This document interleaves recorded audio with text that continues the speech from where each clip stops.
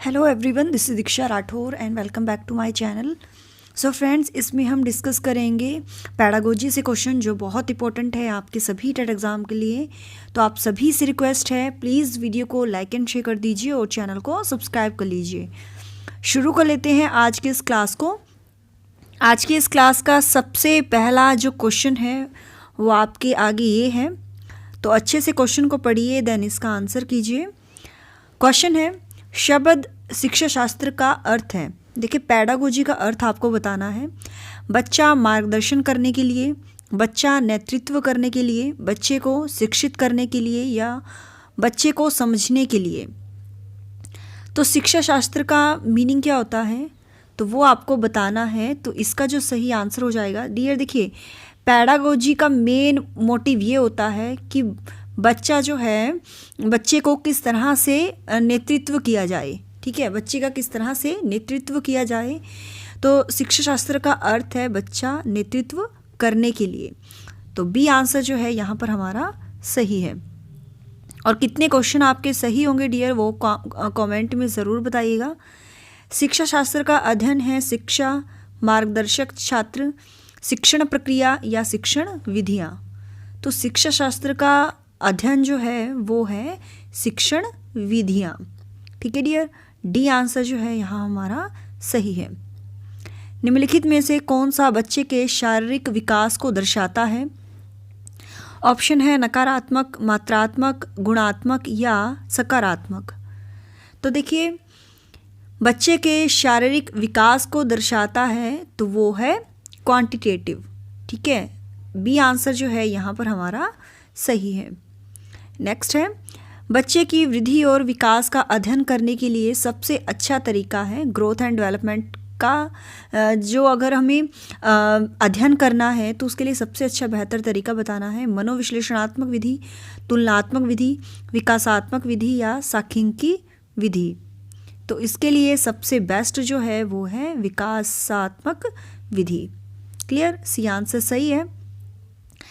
शिक्षण प्रक्रिया को बढ़ाने के लिए प्रौद्योगिकी के उपयोग को शिक्षा में यहाँ फिल करना है कहा जाता है आईटी, आईसीटी, सूचना प्रौद्योगिकी या संचार प्रौद्योगिकी। तो यहाँ पर आंसर सही होगा। आपका जो टीचिंग प्रोसेस है उसको बढ़ाने के लिए प्रौद्योगिकी के उपयोग को शिक्षा में आईसीटी कहा जाता है। आईसीटी की फुल फॉर्म जो है डियर वो है आपकी ये है आपकी इंटरनेशनल एंड कम्युनिकेशन टेक्नोलॉजी। ठीक है, इंफॉर्मेशन आई से है इंफॉर्मेशन और सी से है आपका communication technology, information and communication technology. तो बी आंसर जो है यहाँ पर हमारा सही हो जाएगा। विकास में शब्द PSRN का मीनिंग आपको बताना है। समस्या को हल करना, तर्क करना और संख्यात्मक। समस्या को हल करना, रिश्ते और संख्या। अवधारणात्मक कौशल, तर्क और संख्यात्मक या अवधारणात्मक कौशल, संबंध और संख्याएं। तो इसका आंसर आप सभी को बताना है। राइट आंसर क्या होगा PSRN। तो PSRN stands for problem solving. ठीक है, problem solving, then reasoning and numeracy. Okay, तो ये किसको डिफाइन करता है, प्रॉब्लम सॉल्विंग को, रीजनिंग को एंड न्यूमरेसी को। तो इट मीन्स आंसर जो है यहाँ पर हमारा सही हो जाएगा वो है आपका, देखिए समस्या को हल करना। ठीक है, समस्या को हल करना प्रॉब्लम सॉल्विंग, तर्क करना मतलब रीजनिंग एंड न्यूमरेसी मतलब संख्यात्मक। ए आंसर जो है यहाँ पर हमारा सही है। नेक्स्ट क्वेश्चन है, व्यक्ति अपनी गलतियों से सीखता है, यह कथन किस सिद्धांत पर आधारित है। इंस्ट्रूमेंटल कंडीशनिंग, इनसाइट, परीक्षण और त्रुटि या शास्त्रीय कंडीशनिंग। तो व्यक्ति जो है अपनी गलतियों से सीखता है, मतलब गलतियां करता है, त्रुटि करता है, मिस्टेक्स करता है, देन वो प्रयास करता है। तो ये किस पर बेस होगा, परीक्षण और त्रुटि, या हम कह सकते हैं प्रयास और त्रुटि का सिद्धांत पर ये बेस्ड है। और ये जो सिद्धांत दिया था थॉर्नडाइक ने दिया था। ओके, अगला क्वेश्चन है, व्यक्तिगत अंतरों को पूरा करने में शिक्षक की क्या भूमिका होनी चाहिए। व्यक्तियों की क्षमताओं, रुचि और योग्यता को जानने का प्रयास करें। व्यक्ति की आवश्यकताओं के अनुसार पाठ्यक्रम को समायोजित करने का प्रयास करें। दोनों, ए और बी, या इनमें से कोई भी नहीं। तो देखिए, व्यक्तिगत अंतर, इंडिविजुअल डिफरेंसेस जो होते हैं उनको पूरा करने के लिए शिक्षक का ये रोल होता है कि हर व्यक्ति की क्षमता, रुचि और योग्यता को जानने का वो प्रयास करे, क्योंकि उसके अकॉर्डिंग ही वो जो है करिकुलम क्रिएट कर पाएगा, टीचिंग मेथड यूज़ कर पाएगा और व्यक्तियों की आवश्यकताओं के अनुसार ही जो है पाठ्यक्रम को समायोजित करने का प्रयास करे। तो ए और बी आंसर दोनों सही है, इट मीन्स आंसर सही हो जाएगा सी आंसर। अगला क्वेश्चन है, शिक्षकों को छात्रों को स्पष्ट और रोचक तरीके से जानकारी प्रस्तुत करनी चाहिए और इस नई जानकारी को छात्रों से संबंधित करना चाहिए। पता नहीं, पहले से ही पता है, जानने के लिए तैयार या जानने के लिए तैयार नहीं। तो देखिए, शिक्षकों को छात्रों को स्पष्ट और रोचक तरीके से जानकारी प्रस्तुत करनी चाहिए, बिल्कुल सही है कि एक टीचर को बच्चों को क्लियरली एक इंटरेस्टिंग वे से इन्फॉर्मेशन देनी चाहिए और इस नई जानकारी को जो है छात्रों से संबंधित होना चाहिए। तो ऑब्वियसली सभी को पता है ना, कि जब भी हम बच्चों को पढ़ाते हैं तो प्रीवियस जो नॉलेज है उससे कोरिलेट करके बच्चों को पढ़ाना चाहिए। पुराने ज्ञान को नए ज्ञान से जोड़कर पढ़ाना चाहिए। तो बी आंसर जो है यहाँ पर हमारा सही है। यदि किसी बच्चे की मानसिक आयु 5 वर्ष और कालानुक्रमिक आयु 4 वर्ष से अधिक है तो बच्चे का IQ क्या होगा? 120, 80, 120 या 100। तो देखिए, इनमें से कौन सा होगा? 125 होगा, 80 होगा, 120 होगा या 100 होगा? तो मानसिक आयु बटे वास्तविक आयु मतलब कालानुक्रमिक आयु इंटू 100। तो यहाँ पर आप इसको डिफाइन कर लीजिए।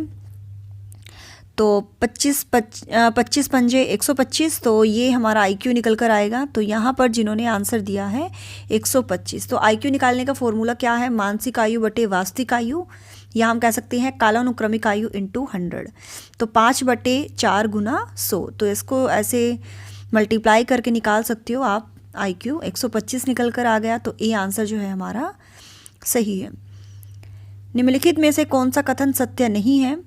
विकास एक जैविक प्रक्रिया है, विकास एक मात्रात्मक प्रक्रिया है, शिक्षा एक लक्ष्य उन्मुख प्रक्रिया है, या सीखना व्यवहार परिवर्तन की एक प्रक्रिया है। तो देखिए, जो कथन सत्य नहीं है, आपको पता है विकास जो एक है बायोलॉजिकल प्रोसेस है, बिल्कुल सही है।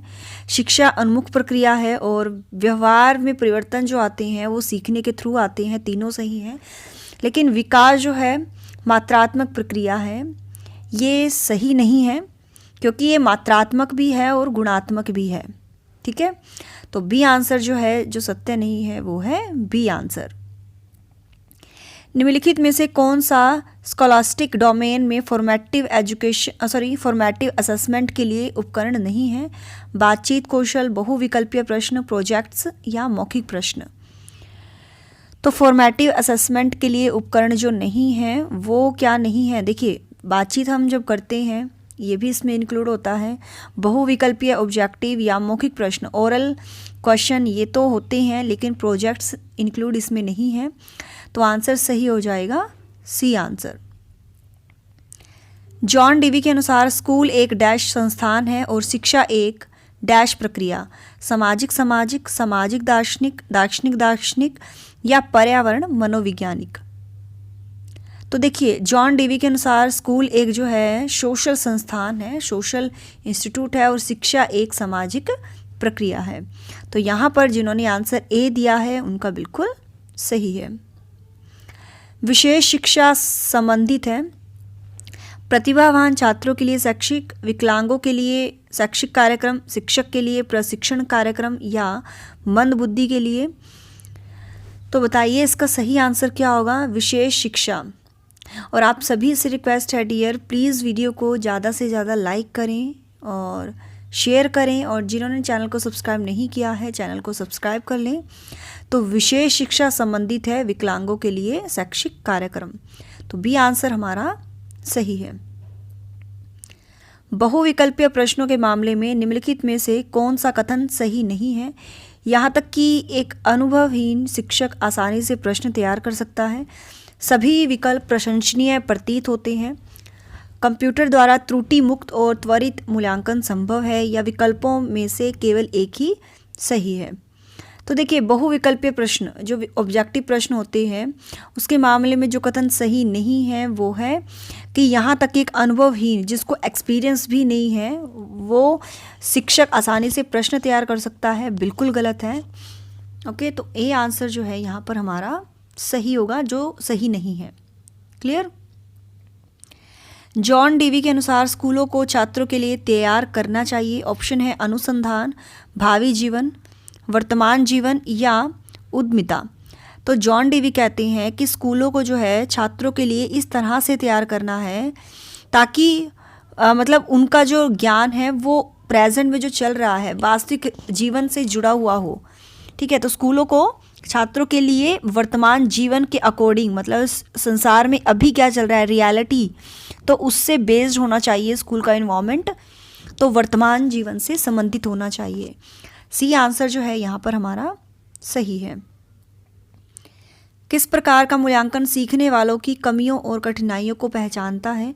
प्लेसमेंट, सारांश, सतत या नैदानिक। तो किस प्रकार का मूल्यांकन जो है सीखने वालों की कमी या किस में कठिनाई है बच्चों को, तो वो पहचानता है, ये मूल्यांकन हो गया नैदानिक मूल्यांकन, जिसको हम कहते हैं डायग्नोस्टिक इवैल्यूएशन। उसके द्वारा बच्चे की कमियों के बारे में, बच्चों की कठिनाइयों के बारे में पता चलती है कि कहाँ पर जो है उनको कमी महसूस हो रही है, कहाँ पर बच्चे को किस एरिया में कठिनाई है। तो डी आंसर जो है यहाँ पर हमारा सही है। जैसे जैसे लोग बड़े होते हैं सीखने की डैश में गिरावट आती है। पावर, गति, गुणवत्ता या मात्रा। तो जैसे जैसे बच्चे बड़े होते रहते हैं ना, उनके सीखने की जो गति है उसमें गिरावट आती है। ठीक है डियर, तो यहाँ पर आंसर सही हो जाएगा बी आंसर। कालानुक्रमिक आयु और शिष्य की मानसिक आयु दोनों 7 वर्ष है, उसे किस श्रेणी में वर्गीकृत किया जा सकता है? सामान्य बुद्धि से नीचे, सामान्य बुद्धि, श्रेष्ठ बुद्धि या 5। तो बताइए इसका सही आंसर क्या होगा? तो देखिए डियर, यहाँ पर जो हमारा सही आंसर हो जाता है, इसमें लिखा है कि जो उसकी वो है ना मानसिक आयु है वो भी 7 वर्ष है। ठीक है, और जो आपकी कालानुक्रमिक आयु हो गई वो भी 7 वर्ष है। तो आप किस तरह से इसको डिफ़ाइन करोगे? क्लियर है डियर? तो यहाँ पर आपको करना क्या है, जैसे मानसिक आयु भी 7 है, ठीक है, और वास्तविक आयु भी 7 है, इंटू 100 हम कर देंगे। तो जब हम इसको करेंगे है ना, मतलब 700 को हम 7 से जब डिवाइड करेंगे तो हमारे पास आंसर आएगा 100। तो 100 जो है मतलब 90 से 100 के बीच तक या 110 के बीच तक, ठीक है, 90 से 110 के बीच तक का जो IQ होता है, क्लियर है डियर, वो हमारे पास सामान्य बुद्धि आती है। ठीक है, सामान्य बुद्धि के अंतर्गत आता है। जैसे देखो मानसिक आयु भी 7 है और कालानुक्रमिक आयु भी 7 है, इंटू 100। तो 100 7 जा 700, 700 को 7 से करेंगे तो कितना आएगा? 100 ही आएगा, है ना। 7 के साथ 7 कट को हो गया तो 100 हमारे पास IQ निकल कर आएगा, तो वो बच्चा होगा सामान्य बुद्धि का। ओके, तो यहाँ पर आंसर जो है सही हो जाएगा बी आंसर। सही प्रतिक्रियाओं और उचित व्यवहार को बढ़ाने के लिए निम्नलिखित में से किसका उपयोग किया जाना चाहिए? अज्ञान, कठोरता, पुरस्कार या प्रशंसा। तो सही आंसर हो जाएगा हमारा प्रशंसा, डी आंसर हमारा सही होगा। फाइन मोटर मूवमेंट के संबंध में अन्य 3 में से कौन गलत है या कौन अलग है? Dot joining, dictation, hand writing या फलों और सब्जियों का पृथक्करण। तो मोटर मूवमेंट जिसमें हो रही है वो डॉट जॉइनिंग कर रहे हैं। ठीक है, जैसे इस तरह से हम बच्चों को दे देते हैं ना, तो बच्चे क्या करते हैं, इसको इस तरह से डॉट मिलाकर बच्चे इस तरह से लिखते हैं। या डिक्टेशन में भी मूवमेंट हो रही है, जैसे बच्चों को बोला डिक्टेशन कुछ भी लिखो, का माँ, है ना, इस तरह से बच्चे क्या कर रहे हैं, डिक्टेशन लिख रहे हैं। या हैंड राइटिंग बच्चे लिख रहे हैं, तो उसमें से आपकी मूवमेंट हो रही है। लेकिन आप फलों और सब्जियों का पृथक्करण कर रहे हो, फलों को अलग और सब्जियों को अलग। ये मतलब तीनों तो ये सेम है, लेकिन एक इनमें गलत है, मतलब थोड़ा डिफरेंट है। तो डी आंसर यहाँ पर हमारा सही हो जाएगा। प्री प्राइमरी स्टेज पर लिखते समय जोर से पढ़ना महत्व दिया जाता है, मतलब लाउड रीडिंग में। यह सीखने के किस सिद्धांत पर आधारित है? ऑप्शन देख लीजिए, परीक्षण और त्रुटि, कंडीशनिंग, इंसाइट या नकल। तो देखिए क्या होता है, प्री प्राइमरी स्टेज पर लिखते समय बच्चे ज़ोर ज़ोर से पढ़ते हैं, उसको लाउड रीडिंग करते हैं, तो ये कंडीशनिंग सिद्धांत पर आधारित है, तो बी आंसर यहाँ पर हमारा सही है। एमिल के अनुसार शिक्षा में कुलीन का काम ए बनाना है, विचारक, उद्यमी, अच्छा नागरिक या तर्कशील मनुष्य। तो कुलीन का काम बनाना है अच्छा नागरिक। परीक्षण के लिए ब्लूप्रिंट तैयार करते समय निम्नलिखित में से किस पर ध्यान नहीं दिया जाता? विषय, निर्देशात्मक उद्देश्य, प्रश्नों से या शिक्षण समय। तो परीक्षण के लिए जो ब्लूप्रिंट हम तैयार करते हैं तो किस पर ध्यान नहीं दिया जाता? तो वो है शिक्षण समय। नेक्स्ट क्वेश्चन है, विचार प्रक्रियाओं के निर्माण से संबंधित अध्ययन का क्षेत्र जिसमें याद रखना, समस्या सुलझाना और निर्णय लेना शामिल है कहा जाता है? शिक्षा शास्त्र, शिक्षा, महामारी विज्ञान या संज्ञानात्मक विकास। तो जिसके द्वारा हम याद रखते हैं, समस्या को सुलझाते हैं, निर्णय लेते हैं, हमारे मेंटल से ये जुड़ा होता है संज्ञानात्मक विकास। और ये किसने दिया है? जीन पियाजे ने, जो स्विट्जरलैंड के मनोवैज्ञानिक थे।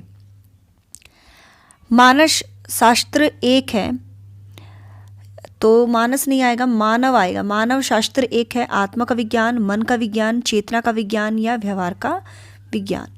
तो मानव शास्त्र जो है एक क्या है? व्यवहार का विज्ञान, जिसमें व्यवहार का अध्ययन किया जाता है। तो डी आंसर जो है यहाँ पर हमारा सही है। जितनी बार किसी विशेष क्षमता का उपयोग किया जाता है वह फिल करना है बन जाता है कमजोर, मजबूत, कम महत्वपूर्ण या अधिक महत्वपूर्ण। तो जितनी बार किसी विशेष क्षमता, स्पेशल कैपेबिलिटी का उपयोग किया जाता है तो वह जो है मजबूत बन जाता है। कोई भी कार्य को हम जितनी क्षमता से करेंगे तो वो उतनी ही पकड़ हमारी जो है मजबूत होती रहेगी। तो बी आंसर जो है यहाँ पर हमारा सही है। प्रेरणा का कारक नहीं है, वो हमें बताना है कौन नहीं है? पुरस्कार, प्रोत्साहन, प्रशंसा या अभ्यास। मोटिवेशन का बताना है। मोटिवेशन, देखिए जब हमें पुरस्कार मिलते हैं सामने से तब हम मोटिवेट होते हैं, हमें प्रोत्साहन मिलता है, हमारी प्रशंसा होती है, ठीक है। लेकिन अभ्यास ये मोटिवेशन का कारक नहीं है, तो यहाँ पर आंसर जो है हमारा सही हो जाएगा अभ्यास। अब एक विशेष क्षमता का अप्रयुक्त उपयोग फिल हो जाता है कमज़ोर, मजबूत, कम महत्वपूर्ण या अधिक महत्वपूर्ण। तो देखिए अगर हम स्पेशल क्षमता का हम प्रयोग नहीं करेंगे तो क्या हो जाएगा? कमज़ोर हो जाती है ना। विशेष क्षमता का अप्रयुक्त उपयोग करना जो है कमज़ोर हो जाता है, तो ए आंसर हमारा सही होगा। 2 से 6 वर्ष की अवस्था को क्या कहा जाता है? पूर्व बचपन, इन्फेंसी, पूर्व बचपन, इन्फेंसी, बाद का बचपन या पूर्व किशोरावस्था का। तो ये कहलाता है पूर्व बचपन, ठीक है। 2 से 6 वर्ष की जो अवस्था है पूर्व बचपन, ठीक है डियर। तो ये थे हमारे 30 मोस्ट इम्पोर्टेंट क्वेश्चन। आपके कितने सही हुए हैं कमेंट में ज़रूर बताइएगा। और मैंने आपसे प्रीवियस में पूछा था क्वेश्चन कि बाल अंतर्बोध परीक्षण का जो है प्रतिपादन किसने किया है? तो ये किया है लियोपोल्ड बेल्क ने। तो जिन्होंने इसका आंसर ये दिया है उनका बिल्कुल सही है। और आज का जो क्विज़ का क्वेश्चन है, क्विज़ ऑफ द डे, आपको बताना है जीन पियाजे के अनुसार बच्चों के दौरान अमूर्त तर्क और तर्क कौशल विकसित होते हैं। देखिए इन्होंने 4 स्टेजेस बताई थी संज्ञानात्मक विकास में, ठीक है, 4 स्टेजेस बताई थी। तो आपको बताना है किस स्टेज में बच्चों के दौरान अमूर्त तर्क और तर्क कौशल विकसित होते हैं। तो इसका आंसर आप सभी को कमेंट में देना है। तो मिलते हैं नेक्स्ट क्लास में। So thanks for watching my video. Do like, share and subscribe my YouTube channel. Till then bye bye, रब रखा, जय भोलेनाथ।